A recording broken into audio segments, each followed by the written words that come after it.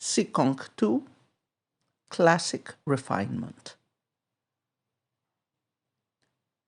Purchasing spring in a jade bottle, appreciating rain on a thatched hut, sitting inside a fine scholar, all about the tall bamboo. White clouds in newly sunny skies, dark birds come chasing each other. Arresting thither in the green shade. Above there is a flying waterfall. Falling flowers do not speak. This man as limpid as the chrysanthemums. He writes of the season's splendors, what he says worthy to be read. So this is our contribution to this expanded anthology by Sikong Tu. Now, Sikong Tu is a late Tang poet, and he's mostly known not so much for his creative poetic works, of which about 400 have been preserved, which is a pretty high number, but for a special type of literary anthology that he compiled, the Shipin, the 24 Modes of Poetry, which is basically what it sounds. It's a collection of 24 poems, each of which is meant to represent a mood or a mode of poetry. So this is a very unusual type of literary criticism. Chinese literary criticism had a long history before the Tang. One of its main antecedents is the Literary Mind and the Carving of Dragons, which is quite systematic study from the period of disunion of poetic composition and techniques and style and mood and other elements. It's pretty typical in the Chinese tradition for poems on poetry to be composed or for poems imitating the style of poets. These were also very common in the period of disunion. But this piece by Sikong Tu, this work in which authors are not imitated, but just general modes and moods are recreated in poems. This is, quite unusual and innovative work. And as I said, it became very representative and very important as a work of literary criticism. The poem that we have read, Dian Ya, canonical, refined, classic refinement, is one of these poems which follow a very unusual metrical format. They are tetrasyllabic verses, like in the Book of Odes, and 12 ancient style four-syllable verses make up one poem. Each poem has one rhyme occurring at the end of the even-numbered lines. Okay, so before we go back to the poem, a little bit of information about Sikong Tu. Not much is known about him. He passed the Jinshi examination in 869. He lived to see the fall of the Tang dynasty. He occupied some minor posts in the court, and when the capital Chang'an was taken by the rebel Huang Chao, he fled to join Emperor Shizong in Fengxiang, but afterwards, just returned to his own estate in the north of China and spent most of the remaining of his life there, mixing with intellectuals and mainly with Taoist priests and Buddhist monks. He was relatively disconnected from other writers of the time, like Piri Shu or Lu Guimen, and a lot of his poetry is, really focused on themes of retirement, on the retired life, on quietude, solitude, the life of the recluse. And in fact, we will read a short one of the poems he has in this mode after we finish talking about classic refinement. Okay, so let's go to classic refinement. The poem seems to be depicting a scene, although there are some.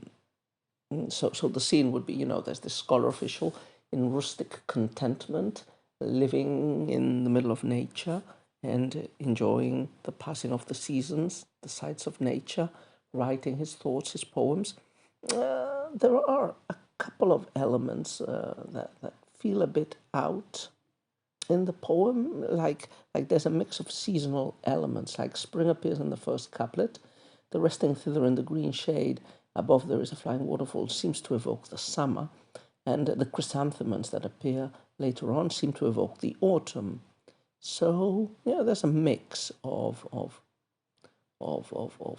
too many different seasonal elements for the poem to be straightforwardly descriptive of an instant in time. But probably this is part of its attempt to, juxtapose a series of images that would probably be present in a poem that was classic and refined, as the title and as the mode of this poem is meant to be. The poem reminded me very much the poetry of Tao Chien, the sort of landscapes and gardens and fields, sort of quasi-bucolic poetry of the retired gentleman scholar. Okay, let's take a look at the poem couplet by couplet. First couplet. Purchasing spring in a jade bottle, appreciating rain on a thatched hat. So the first couplet locates us in a non-courtly scenario.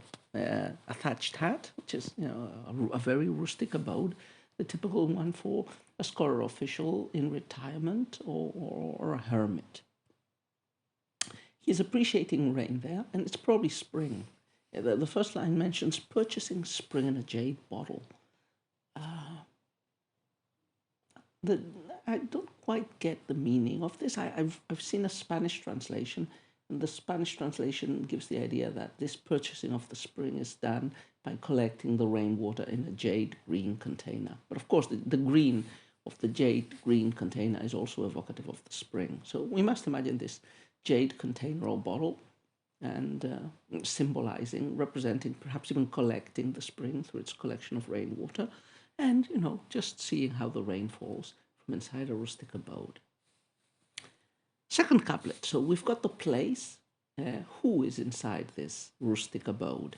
Sitting inside a fine scholar, all about the tall bamboo. So there's a scholar inside, a she, the character is used. Outside, we get bamboos. Bamboos are plants that are, generally liked and placed in Chinese gardens, and they're also embodied with symbolic and meanings. The bamboo is always green. The bamboo is flexible but quite strong. So probably the tall bamboo is meant to, evoke, the natural companions of the scholar official in lieu of other intellectuals and scholar officials who would be his expected company if he were in the court and in the world. Third couplet. White clouds in newly sunny skies. Dark birds come chasing each other. This would feel in a normal, typically Tang poem as, a series of parallelistic couplets. The white clouds contrast with the dark birds. There's an image of dynamism. So the clouds are the white clouds are in the newly sunny skies, and the dark birds are chasing each other around. So there's images of heavenly movement. We can imagine within the fiction of the poem that the scholar, the fine scholar, after the rain has fallen, just looks at the skies, which are sunny again, and sees the clouds moving and the birds flying and running around each other. Next couplet, resting thither in the green shade. Above there is a flying waterfall.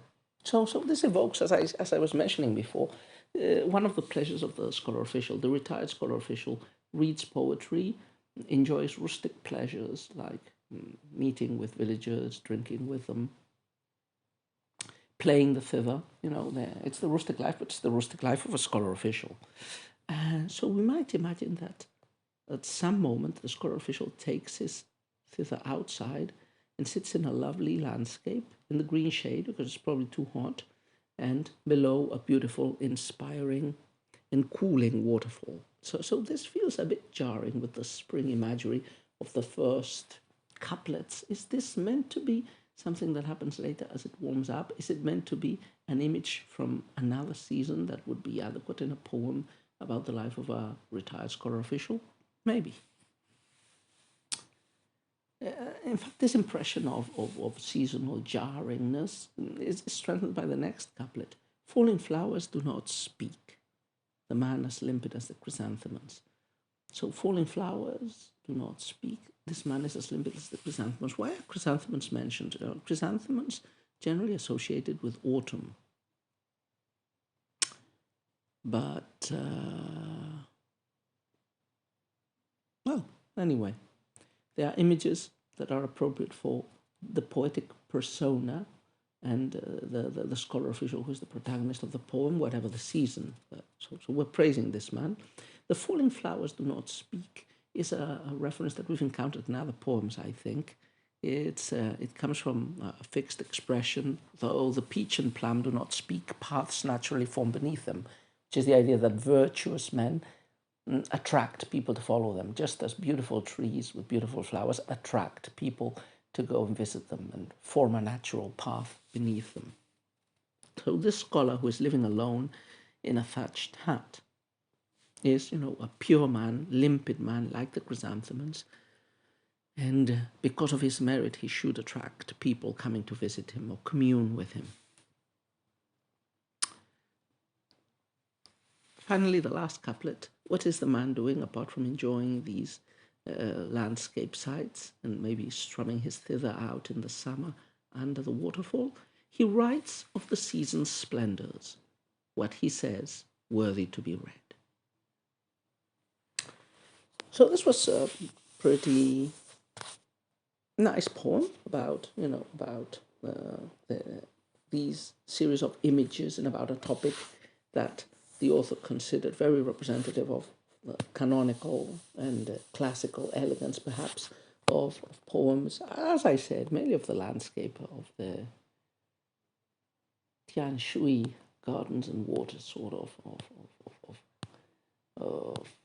poetry typical in the period of disunion and of Tao Qian in particular.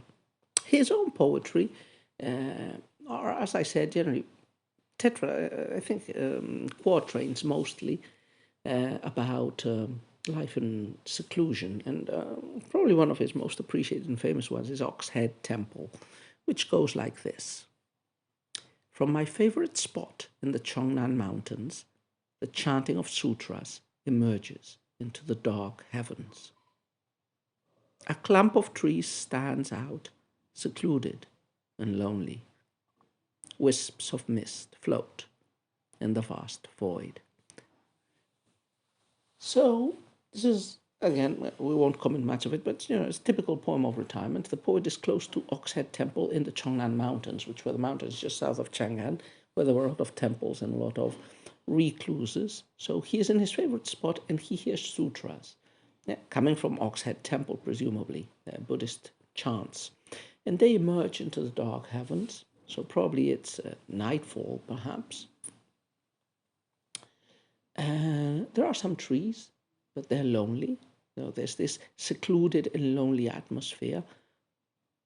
And wisps of smoke float in the vast void. That's the only movement, smoke floating around in the empty heavens. So overall, quite an interesting poet, and probably an even more interesting critic